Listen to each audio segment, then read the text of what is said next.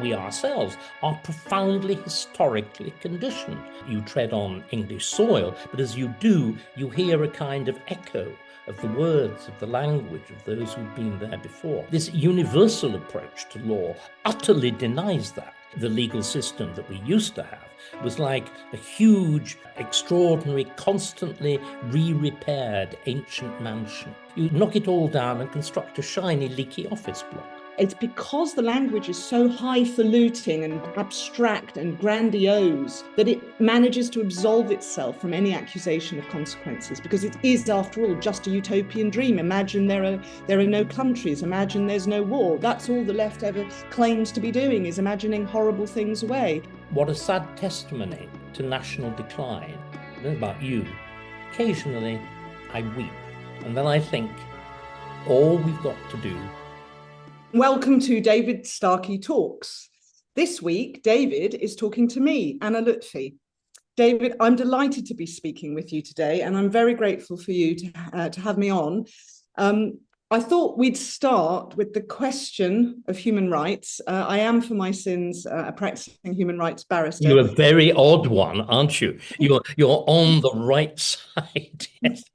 Well, the new right side of history is actually on the right rather than the horrid left. Yes. Which brings us to the question of the human right, and whether the human right is in fact a wrong turned inside out, which I think is going to be the bulk of what we're talking about today. I'm going to preface my question with a statement that I am not a fan of human rights. That sounds like a terrible thing to say. I understand that you are not a great fan of human rights. So we have it so mildly. It gives us, though, a common right to talk together about that subject. So let's go to revolutionary France then, 18th century France, and the initial declaration of the rights of man and citizen from 1789. You recently introduced me to what I would describe as a fierce, scathing, and I think terribly witty critique of the Declaration in a little-known essay by none other than the Englishman Jeremy Bentham, and it's entitled Anarchical Fallacies. And I think it is a brilliant expose of what we might loosely call the human rights doctrine. I think it's a must-read for anybody who follows you and is interested in your work and your career. So I'm going to ask a really cheekily broad question, which is, do you think, and I think I know the answer, do you think this text is important in 2025? And if so, why? I do think it's important. And I think, again, and this goes back fundamentally to the roots of what we're talking about. This is Jeremy Bentham's Anarchical Fallacies. And let me put my hand in the air. I had not heard of it 3 months ago. I knew one phrase that I now gather comes from it, the famous phrase when Bentham denounces, you're saying it's a fierce denunciation. He comes up with this wonderful phrase that human rights, universal human rights, are nonsense on stilts. It's Bentham's ability to use occasionally, well, very often, he's a philosopher, he's a legal philosopher, to use highly abstract language, which then suddenly cuts into this total vividness of, you can see a nonsense tottering on stilts. And there's a marvelous concreteness, specificity, inductiveness, thinginess is at the heart of Bentham's critique. What he's saying is human rights are abstract nonsense. It's the abstraction of them, the extent to which they're pulled away from everyday life. So now, having introduced you to it, this, by the way, is what I'm trying to do at the moment. It's called, and I find it creepy having to say it, it's called evangelizing. I was brought up in a nonconformist tradition. I was brought up in a Quaker tradition. I knew the stories of George Fox, emulating the apostles as they toured around, preaching, teaching, staying in people's houses, converting. And the idea is that you convert one who then isn't just a single conversion. He or she converts others. And it's this kind of extraordinary seeding process. It's a kind of compound interest of the mind. And that's what we're on about. So why did I suddenly leap in exactly the same way that you did with this text? Because it is a genuine classic. One of our problems is we've got absorbed in this idea that there's new. And then there's this funny old duddy world where isn't it amazing? You know, how did Plato manage to tie his shoelaces without an iPhone? You know, and we patronize the past. I mean, I've come across it most vividly. I came across it most vividly many years ago when I was doing Jamie's Dream School, which was an attempt at getting what were then big TV stars, which I was in those days, actually to teach their subjects to a group of highly refractory and very tiresome and carefully chosen to be tiresome school children with a lunatically liberal headmaster. And I remember one of these boys who could barely put 3 words together without either a swear word or a hesitation, claiming to me that he was cleverer than Sir Thomas More. You know, I mean, this contempt for the past. We've got to break that because we are not the first generation of intelligent people. In fact, because we've ripped ourselves off from the long sources of human wisdom, we may very well be a peculiarly clever in the abusive sense of the term. We're a clever clogs generation that in a sense, can do wonderful things. We can send rockets almost to Mars. Well, trying very hard to send them to Mars. We can't actually solve the most elementary problems of human welfare. We grossly mismanage ordinary human relations. And it's the classic text. What is a classic text? It's a text, and it doesn't matter whether it's written with Plato in 400-500 AD, whether it's written by Jeremy Bentham in 1795, the other great classic of the French Revolution, is of course Edmund Burke. But these texts are always new. A classic is a work that's always new because it takes on new meaning from its current circumstances. So the reason that you and I are reading this text, written, we don't quite know when, probably between 1789 and 1795, because the various declarations of the rights of man and the citizen undergo repeated redrafting. And of course, they're often very carefully hidden because it's jolly difficult to have human rights whilst you're having a terror, you know.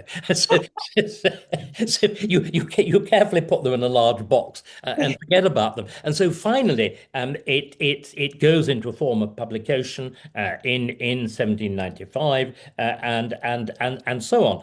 But what is remarkable is that it speaks to us across that gulf. It's taken meaning across that gulf. And what I'd like, the way I want to approach this is to say, I think bizarrely, it's prophetic. Now, how can something written in 1795 be prophetic of now? I think there's also an explanation, and again, you and I have to offer this explanation. We're claiming this is an extraordinary text. You're saying you hadn't heard of it until yesterday. I'm saying I hadn't heard of it till 3 weeks ago or 3 months ago. How on earth has it got buried? Yes. Whereas the great contemporary English attack on the French Revolution, Edmund Burke's reflection on the revolutions in France, instantly becomes a sensational work. What is the difference between the two? And I think that's the fundamental question. And I think it's called slow burn. If you look at why Edmund Burke's text acquires the notoriety that it did, first is the extravagance of the language in some sections of it. This is the one where the wonderful passage talking about the assault on the guards in the Queen's bedchamber when the mob bursts into Versailles, and he sees there the destruction of everything that's noble and its replacement, it's wonderful, with calculus. calculators, with the arithmeticians, the economists. The glory is gone. Phrases that are picked up by Marx, like all the decent draperies of life are ripped. There's this marvelous language. And that, to begin with, of course, actually led to its being denounced. The Prince Regent famously says of it when he first meets, this is a man who becomes George IV, when he first meets Burke after it had been published, the Prince says, "Oh, such stuff, Mr. Burke." In other words, Shakespearean rhetoric. The reason that it suddenly changes is because Burke, in that, prophesies, a work written 1791, prophesies everything that happens. He prophesies the terror. He prophesies Napoleon. He prophesies war. He prophesies the loss of legitimacy, social dissolution. He comes up with the master argument that this is why does the French Revolution go so disastrously wrong? It's because it tries to invent the world from scratch. That rather than accepting that we inherit an enormous part of our behavior, it seeks to cut off. It seeks to be a clean break. And that, of course, was visibly the characteristic not only of the French Revolution, but of the Russian Revolution, and even more particularly, the Chinese Revolution. So it offers a kind of archetype of analysis and resistance. Now, why haven't we recognized that Jeremy Bentham does exactly the same? And in other words, what you've got with Burke is talking about the whole pattern of the revolution. It's politics, it's military development, social development, and the entire mental atmosphere. Why hasn't Bentham acquired the same notoriety, fame? See, I think the answer is that precisely, although there were declarations of human rights, three or four of them in the period of France, they weren't put into serious effect. The first time you try to put these things, and you will correct me, I'm sure, on this, into serious effect, is following the post-war settlement in 1945, with, on the one hand, the European declaration that then becomes a convention. In other words, a declaration is a general statement. A convention is an international agreement by which states agree to be bound themselves. And the exact same process happening with the United Nations, Universal Declaration of Human Rights, as the long debate as to translating it into the convention, which I don't think emerges until the early 1970s. But what also seems to me to be very curious is that although these things are produced with much pomp and circumstance, they don't really have very much direct legal impact until much, much later. And I think the reason that you and I are getting so excited about this is that the incorporation of the ECHR into English law between 1997 and 1998 is the moment at which this wholly alien, this again is something we need to explore. Why we've been talking about France so much is that what we did with the European Convention, although it may have been talked about by Churchill, although it was drafted by Lord Kilmuir, it is nevertheless a mode of lawmaking which is wholly alien to England. It's essentially French method of lawmaking, and its consequences only really become evident almost exactly 200 years after the French Revolution, and in 1998, when it's incorporated into a common law system where, of course, it's a bit like I would say it's a bit like putting a cancer in the body. People may reject that, but I think there's a very strong argument for seeing it like that. And you suddenly have this dramatic series of consequences, which over the following 20 years have gathered force and have become increasingly controversial. But coming back finally to your question and my answer to it, as far as I can see, and I think you agree, Bentham actually predicts pretty much everything that's happened. In other words, it's this slow burn prediction, and I suppose if you put it much more simply, I gone the long way around the houses. If you put it more simply, it is that events have caught up with Bentham. That if, in other words, if those documents had been put seriously into practice in the 1790s, which they weren't, people then and people subsequently would have immediately realized the validity of Bentham's critique. But because they weren't put into practice, it's taken 200 years for us to realize quite how good Bentham was. I think that's absolutely right. I couldn't imagine reading this text because I came to the bar quite late in life. I trained later. I was an academic before for my sins as well. Which field? History, actually. Right. I was looking at the codification of law on the European continent. And exactly what we're talking about, the fundamental, that the shift from the Ancien regime to the Napoleonic Code. Yes, but without practicing English law or practicing law in the English and Welsh jurisdictions, I wouldn't be able to read this text by Bentham and start to see exactly what he was talking about in a meaningful sense, because with my academic hat on, I would be simply reading it as a piece of philosophy, quite hyperbolic, a sort of protest vote, but not really grappling with the mechanics of how law works.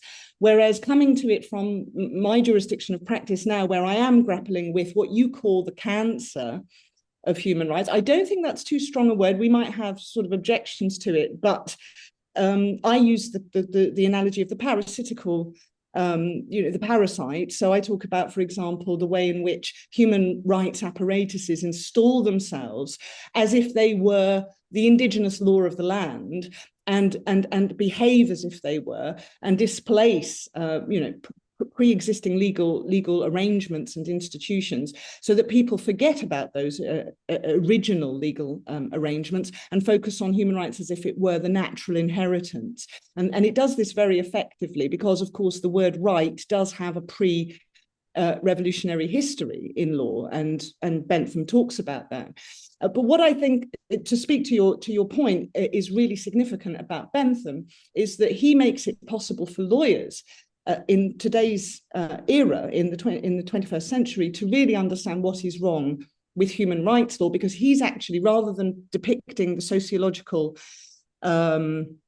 implications of the French Revolution and all the things you described, Burke, depicting, the dissolution and the I noted them, prophesizing war and Napoleonic War particularly, and the terror. And what Bentham is doing is saying, let's park that and let's actually look at what these words mean. The words that are used, they haven't just been shoved together by anybody. They've been selected by people who are literate, and they've chosen these words. And it is incumbent on us to select those words back and say, why have you selected this word or that word? He's got a real thing about can rather than ought.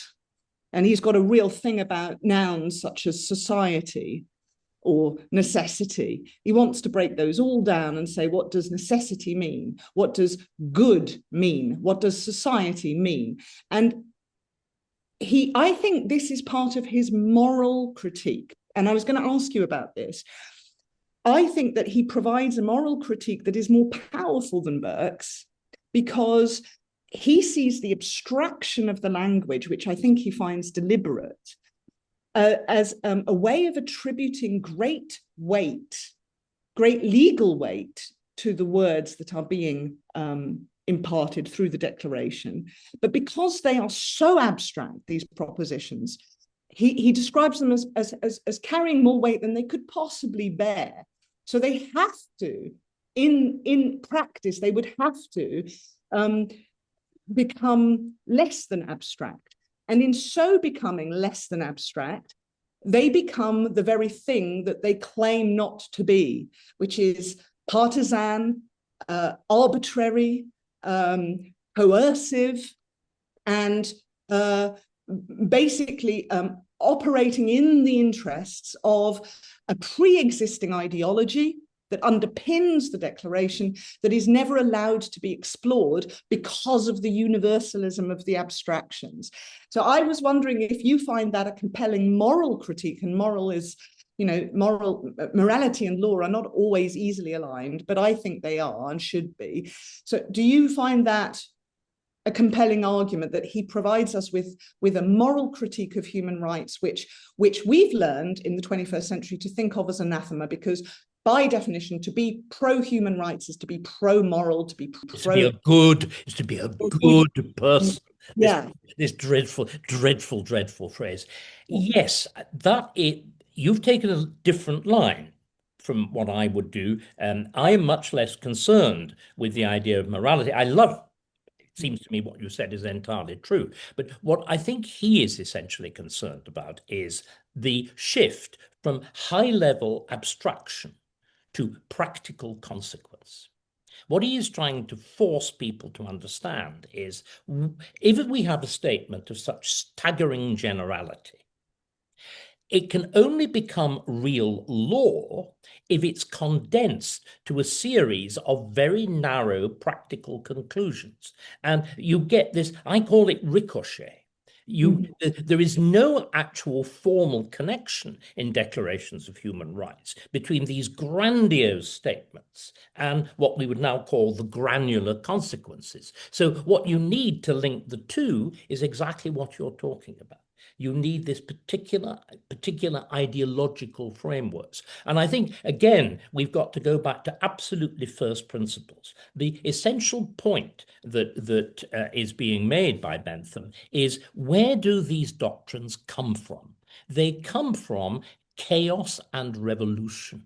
They are designed to justify chaos and revolution. They are designed not to cement relationships, but to dissolve relationships. And he makes this, I think, extraordinarily compelling point that if you accord these highly abstract rights to group after group after group, rather than the legend that this strengthens everybody's right, what it does is it leads to perpetual conflict. You set right against right. He points out that if you say to somebody, this is my right, he says they will fight for it to the death. And what we've done by this showering rights like confetti in all directions is, in fact, to disunite society, to divide it, and to pit individuals and groups against each other in this kind of permanent, in other words, permanent revolutionary struggle. Yes. In other words, which is the great mission of the French Revolution, which is to dissolve everything that was there before. And so there is, again, this profound paradox, because, of course, rights, I always put it using naughty language, rights are the kind of Paddington Bear of political philosophy, or human rights are the Paddington Bear. It wears a funny little hat. It's got a sweet little luggage label round its neck. It carries a little suitcase labeled Peru, and everybody wets their knickers about it, male and female. And it's this terrible sentimentality which stops people thinking about what it really is. And what's wonderful about Bentham, he cuts absolutely through that sentimentality, because he is above all a lawgiver. Why he demolishes the idea of human rights is, he says all laws must have a legislator and must have penalties. In other words, they're a product of the monopoly of force, which is the essential nature of the state. Human rights pretend to rise above that, and therefore they, I think, essentially destroy the very proper meaning of law, and the proper meaning of proper laws made in a proper fashion and administered in a proper fashion. They are fundamentally destructive of that. And until we get that point home, I think we will lose the battle. And so I suppose I'm using Jeremy Bentham. You remember, what's left of his body still survives at University College, with his clothes and the stuffed head and all the rest of it. I'm using him as a kind of human shield in this, that his extraordinary insights, I think, act as a kind of battering ram against the easy sentimental sentimental acceptance. But there's let's just shift slightly from Bentham, bearing in mind many of the things that he's saying, but raise another, what to me seems to be possibly even more important question.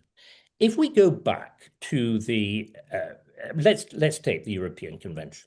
If we go back to the European Convention, worked out in the late 40s, and with Britain itself being the first power to ratify it in 1951, it's fascinating looking, and I don't know whether you've done this either, at the actual comments of contemporaries on it. I mean, we're always told it's the work of Churchill.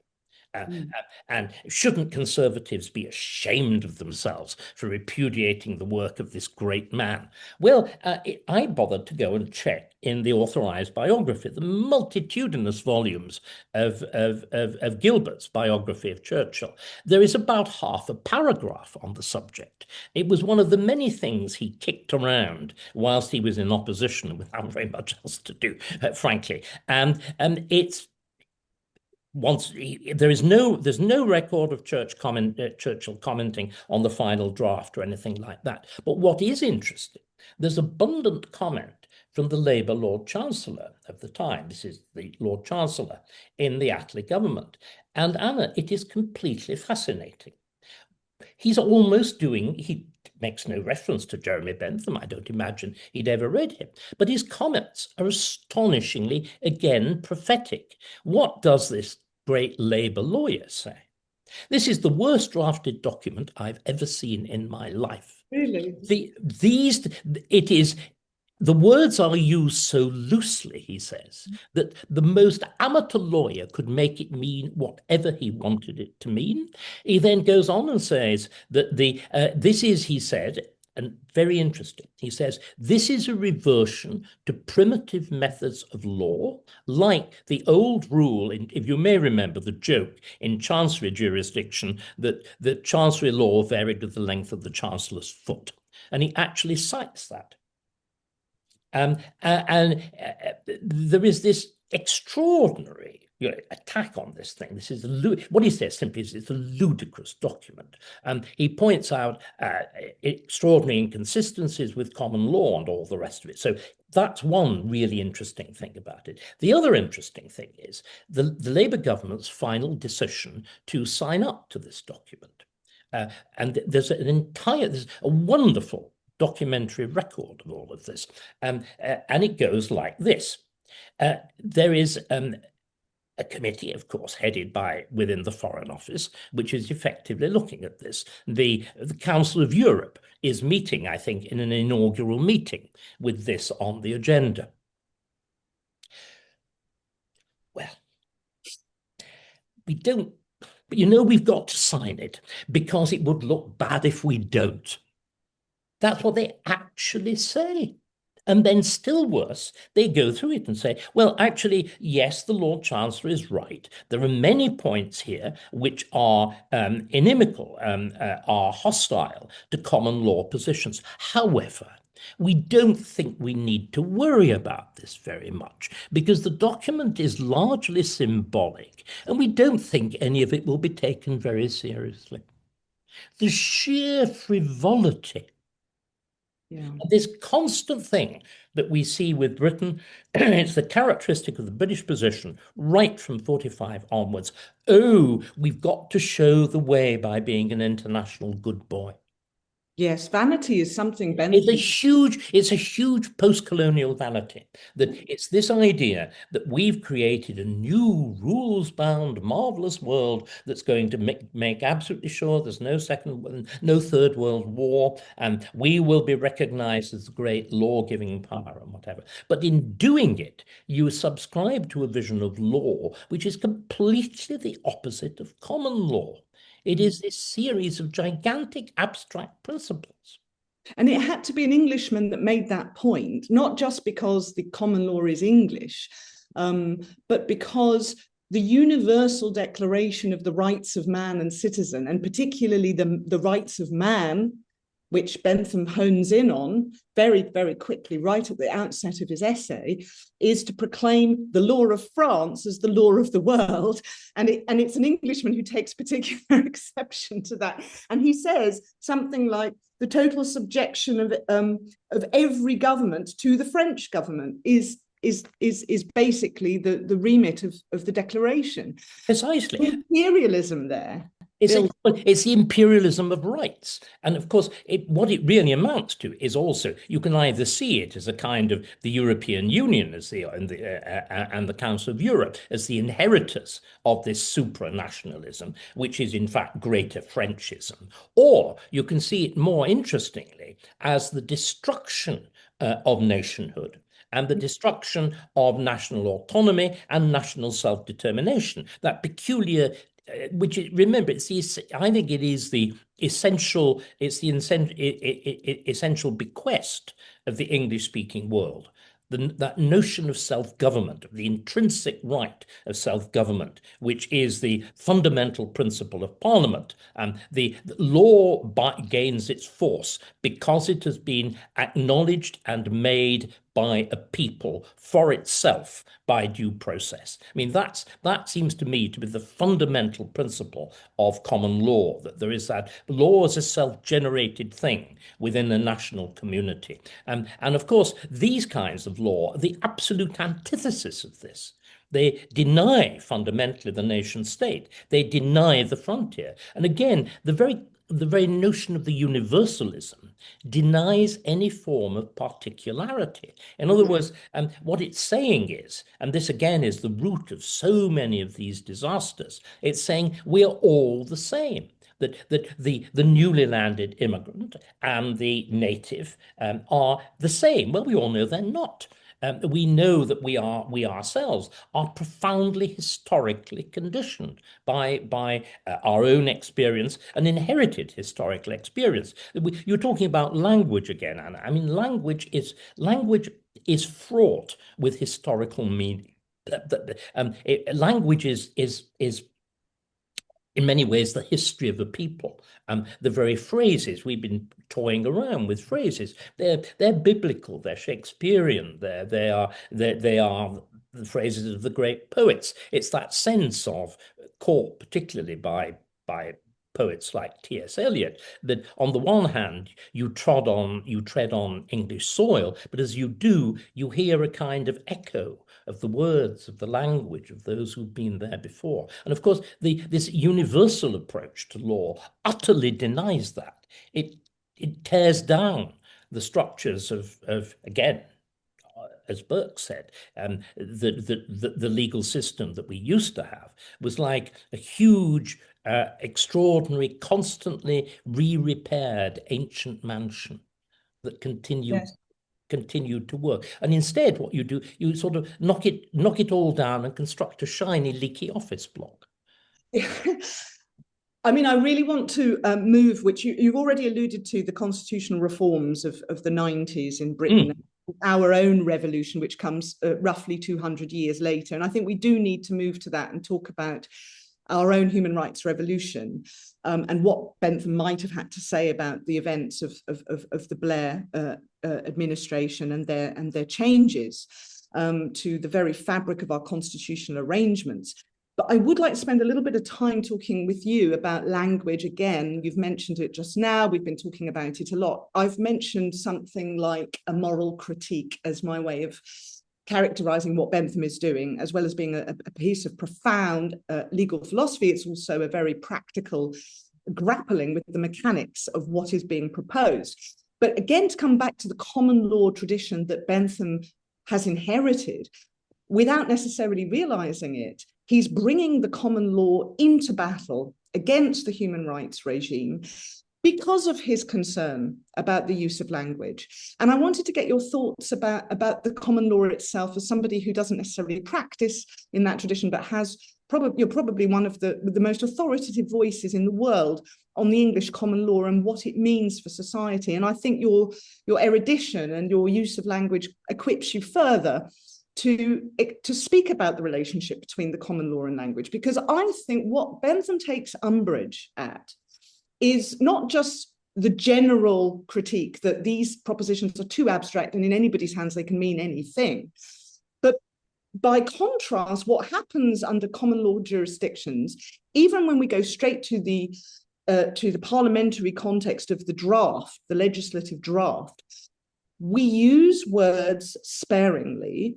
We use them when we want to achieve specific, practical, particular goals, and we adapt those words for those goals, and that is what we do. The common law provides us with a set of understandings on the basis that we do this, but the idea that we would have laws that just make pronouncements. He gives a very amusing example. He says, when he's talking about the Declaration of the Rights of Man and Citizen that was adopted in 1795, and he talks about Article 6, which is a general statement to the effect that any citizen who violates the law has basically declared war on society.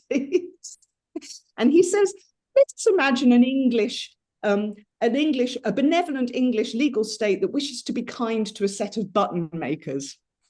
And in order to be kind, again, the language of kindness, to be kind to, and I was thinking about the trans debate actually when I read this, but in order to be kind to a particular set of button makers, all the citizens of England are expected to wear a certain kind of button, no matter whether it's to their taste or not. Are we really saying that the gentleman who refuses to wear or does not wear or neglects to wear that particular button has declared war on society?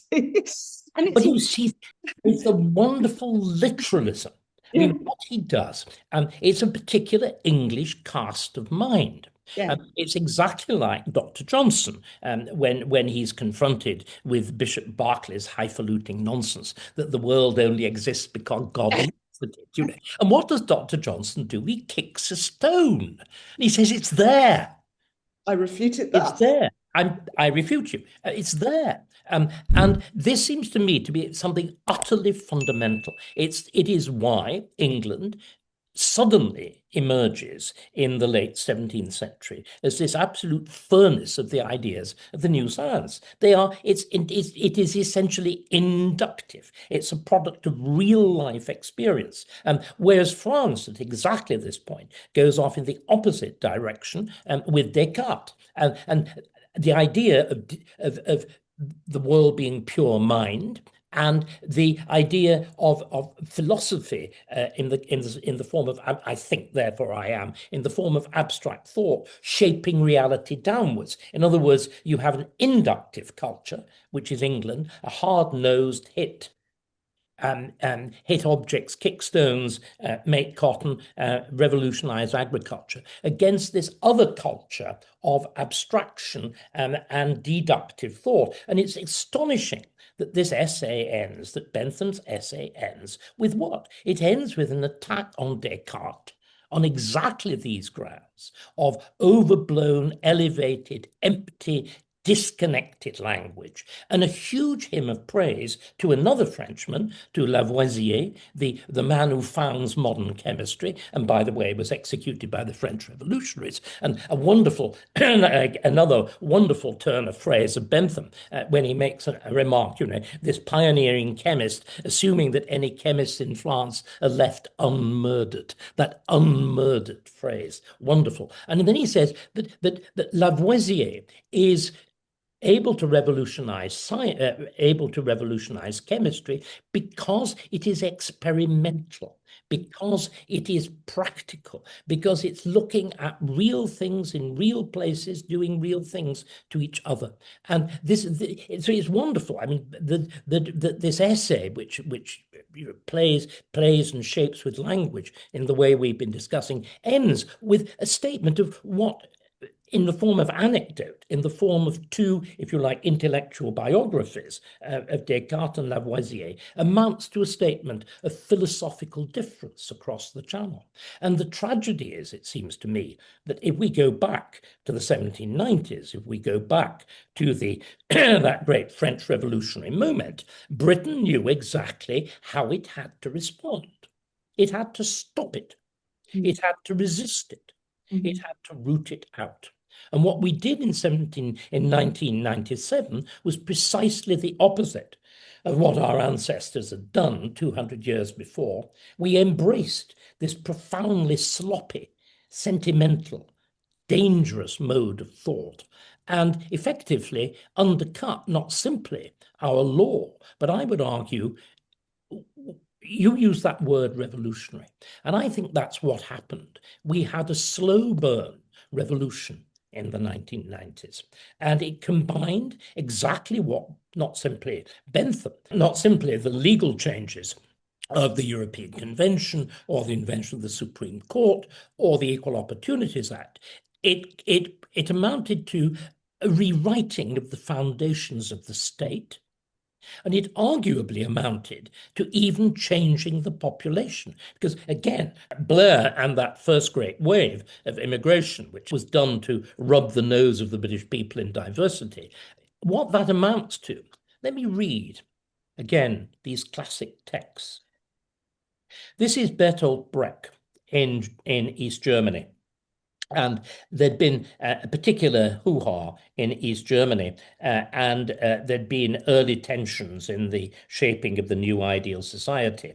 And here we are now with Brecht's brilliantly witty take on it. Some party hack decreed that the people had lost the government's confidence. The people had lost the government's confidence, and they could only regain it with redoubled effort. In that case, wouldn't it be simpler if the government dissolved the people and elected another? And now you see, that was a joke then. Yes, that's immigration. It's become reality. Yeah.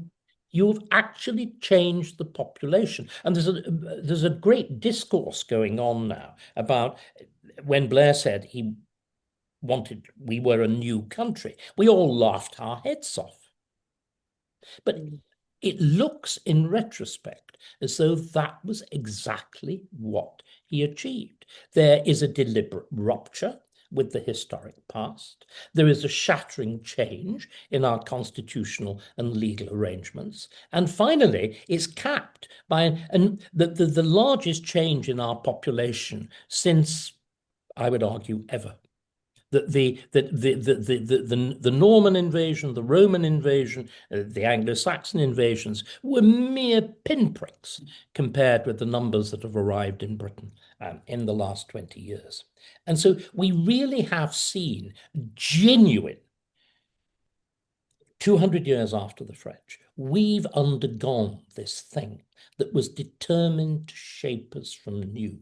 And what we've also learned, as I'm afraid the French did bitterly, is that the results are catastrophic. In whichever area you look, the results have been profoundly, utterly damaging.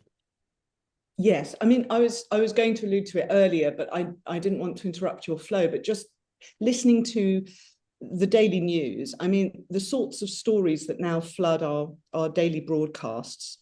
On the one hand, there being no basis for deporting persons who should not be here because they've committed heinous criminal acts. And all sorts of reasons are produced as to why this would, be an infringement of their particular version of human rights. The fact that we can't really house people in prisons at all. So even if we were to keep foreign criminals in our domestic prisons, there is a human rights argument that is gaining ground now that prisons really aren't the best places to house anybody, and we should release everybody more or less. And you find this in Bentham, because he basically says that the architecture of human rights makes it very difficult really to distinguish between criminals and law-abiding citizens. Or indeed between the mad and the sane. The mad and the sane. Now this, you see, takes us back to a fascinating point. If you go back again, we've been being very hostile to human rights. Now let's look at some of the good arguments that were produced. Why do they emerge at the end of the Second World War? Well, obviously, it is the sense that the overweening powers, which the Japanese, the German, the Italian dictatorships had seized, or indeed the Russian dictatorships had seized, and the determination that there should be some means of preventing the state from assuming these profoundly dangerous and dictatorial policies over powers over their own people. That's the theoretical motivation of these things. But what clearly happens is partly because of the device, the abstraction of the language. But I think there's something else, and I would very much like it if you could help me. If we go back again to the first declarations. If we go back, for example, to the European Declaration written by Lord Kilmuir. Lord Kilmuir, when he was Attorney General, is the last great prosecutor of homosexuality in this country. So the idea that the original charters of human rights had anything to do with protecting minorities is, I think, wholly alien to their original purpose. Right, interesting. That they were essentially intended to protect the rights of the subject against the citizen, the subject, against the government. That was their essential purpose. But somewhere along the road, where, I mean, you may have an idea on this, they then change their meaning very, very radically. And let me just give you, to juxtapose the business of Lord Kilmuir, let me give you another great legal lord, who is Tom Bingham. Tom Bingham, as you know, is the author of what has become, in my view, deplorably, the standard work on the rule of law. And when he was lecturing on that, the first lecture is given, I think, in 2006, which leads to the text of the book. And then he develops the ideas in Australia in 2007. And there's this extraordinary paragraph, which I think I am quoting accurately, which goes like this. Human rights laws are intrinsically anti-democratic, insofar as they are counter-majoritarian. And they are designed to protect minorities whose rights the majority will not politically enforce. And then he goes on and he lists the minorities: the mentally sick, the asylum seeker, the prisoner. Yeah. And if you look at our current scandals, if you look at Kalokane, if you look at Ruda Kabana, these are people who, in the world that I grew up in, would have been in a secure mental hospital from the age of about 13. But of course, human rights. Now, when does this, do you have any idea when this peculiar, I would say it's as much, it really is a genuine inversion. But in other words, if human rights begin as protecting or being intended to protect the ordinary citizen, yes, the ordinary citizen, against overweening power, how, why, when does it suddenly invert? I think that is the subject of a PhD thesis for sure. I can give some preliminary thoughts. I hope they're valuable, and feel free to jump in if you think that they're not valuable or helpful to what you're saying. But it goes to the Equality Act in a way, because obviously we have a range of sweeping measures in the 90s and early 2000s under the Blair revolution. Obviously, the creation of the Supreme Court is probably the most salient feature, the Constitutional Reform Act. You have the whole reorganization of the Lord Chancellor position and the appointment system for judges. But you also have, at the very end of that revolutionary terror, the promulgation of the 2010 Equality Act. And that brings into domestic law via the Human Rights Act 1998 something called the protected characteristics, which are still quite a mystery to me. And if I had more time on my hands, I would want to look at how they each came to pass, because I believe the selection of, well, the creation of the concept of the protected characteristic is nowhere in the 18th century discourse, as you rightly say, because what's in mind is a relationship between a people and a government, and alternately we see subjects and citizens and humanity being kind of evoked as that which is governed. And then government becomes the relationship with the governed that is at stake in the Declaration of the Rights discourse. But in the Equality Act, there is, as you say rightly, there is no citizenry, there's no subject, there's no humanity, there are no people, there are protected characteristics. And where does that come from? Well, if we go to Article 14, I thought it might be interesting to just cite it directly. I mean, you've got Article 17 of the ECHR, which is a general prohibition on the abuse of rights. But Article 14 is the prohibition of discrimination on any, now this is Bentham world, okay? So listen to the wording. On any grounds, such as, so we've gone from any grounds to some recommendations for what constitutes discrimination.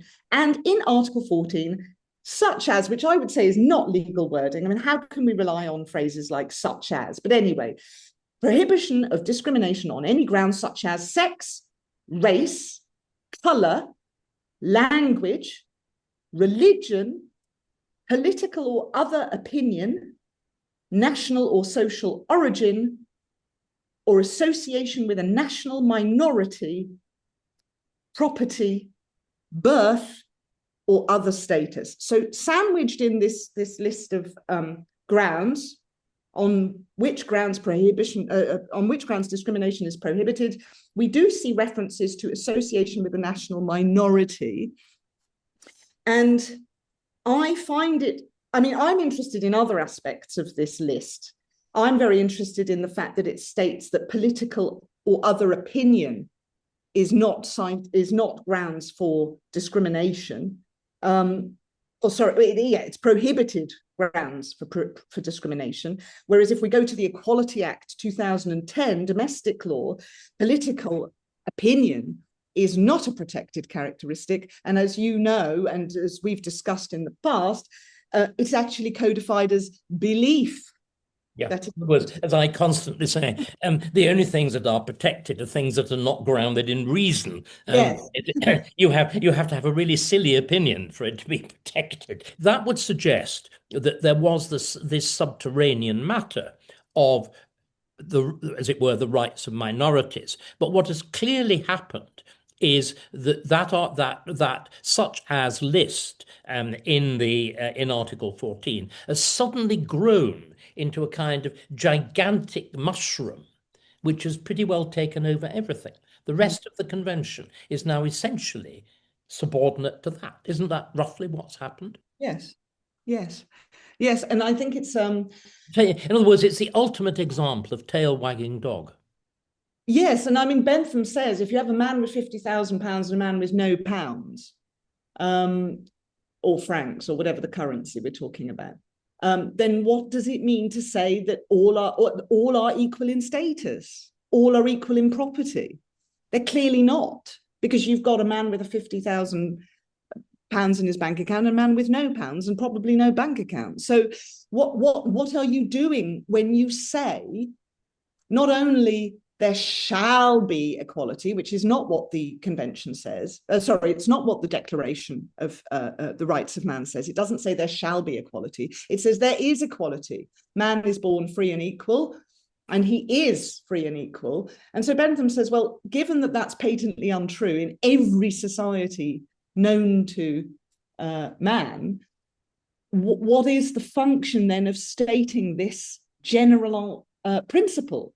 And I think that's the question for us all at this time is, given that there's no practical application of saying everybody's equal, everybody's free, what is the actual function? And I think the question can be brought to bear on, well, what is the function of the minority as something that is casually tossed into a list of various grounds on which discrimination is prohibited? Why is the minority there? It's not self-evident. If we're speaking about a populace and their relationship with government, it's not self-evident that the rights of minorities are to be invoked. So what is the function of including it? And what we see as a direction of travel, as Britain becomes more and more embroiled with these octopus tentacles that extend from Strasbourg, that extend from Brussels, that extend through various European directives.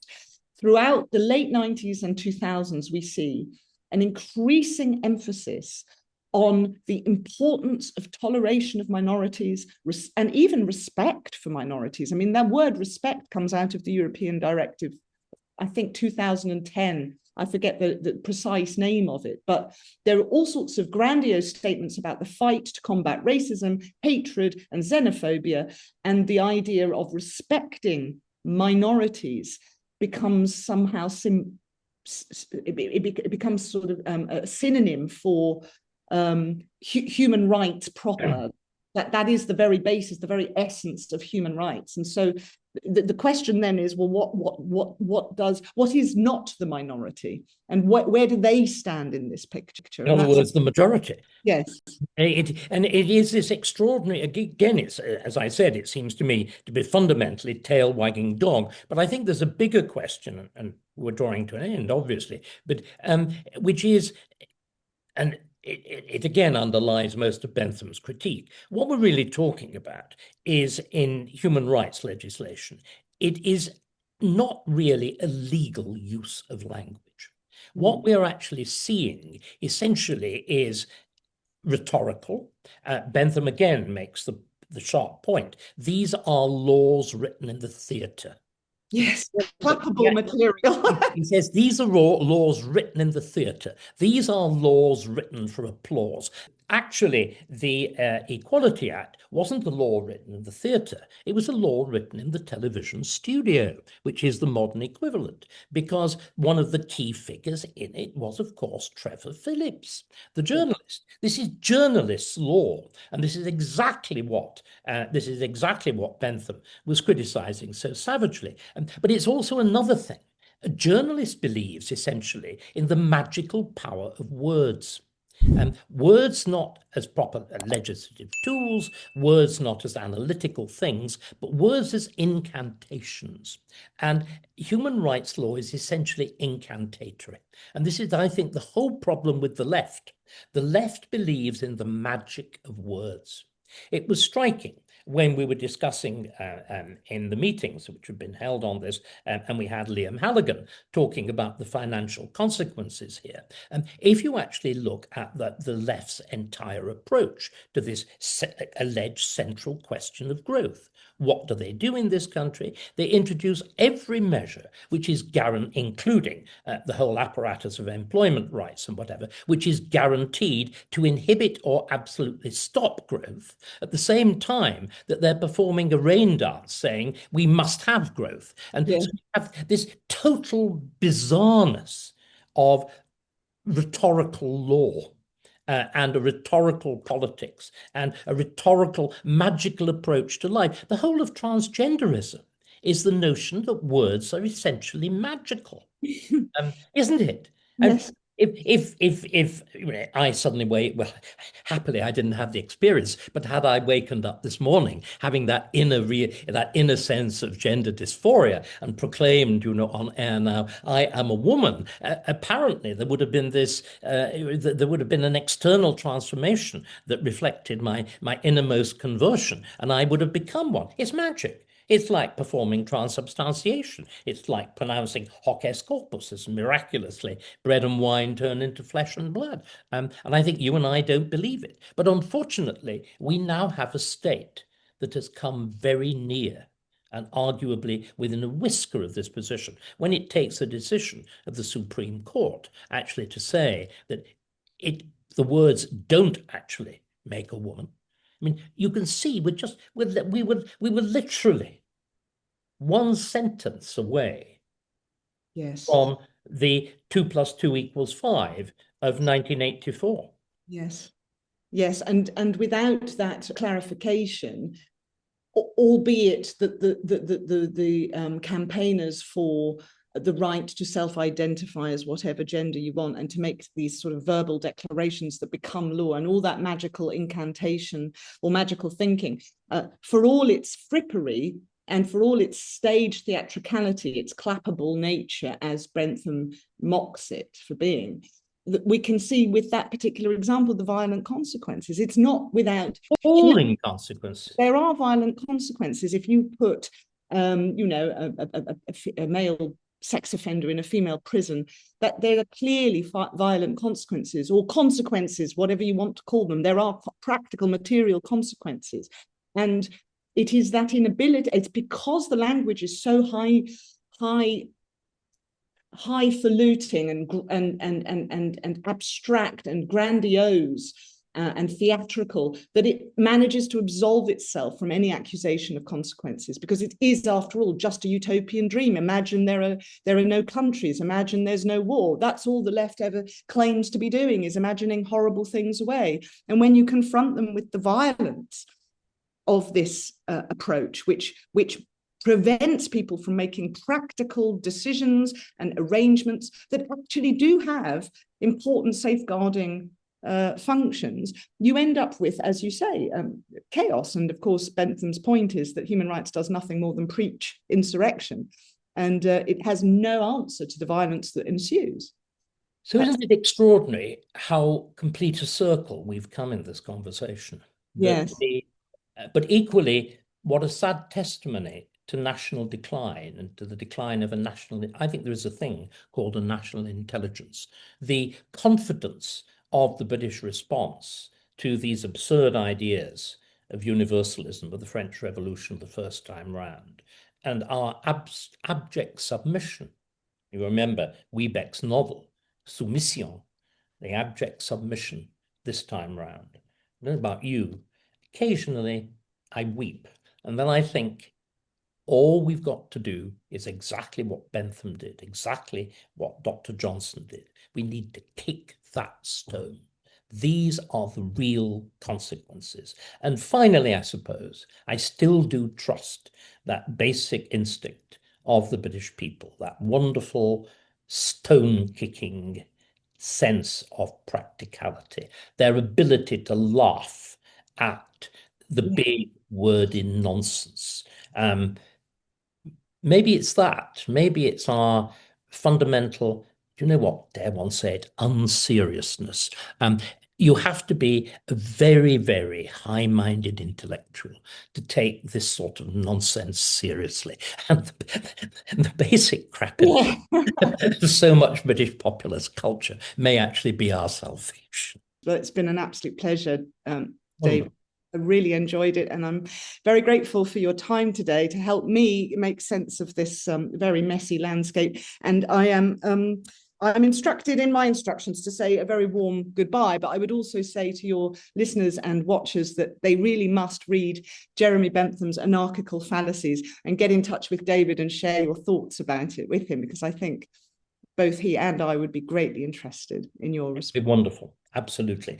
That text, a new classic text. Let's make it big.